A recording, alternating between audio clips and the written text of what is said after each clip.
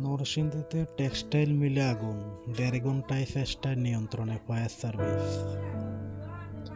নরসিংদী সদর উপজেলা একটি টেক্সটাইলের গোডাউনে অগ্নিকাণ্ডের ঘটনা ঘটেছে। পরে ফায়ার সার্ভিস ৫টি ইউনিট এসে ১.৫ ঘণ্টার চেষ্টায় আগুনটি নিয়ন্ত্রণে আনে।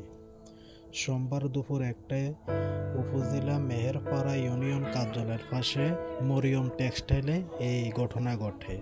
তবে অগ্নিকাণ্ডের ঘটনায় কোনো হতাহতের ঘটনা ঘটেনি।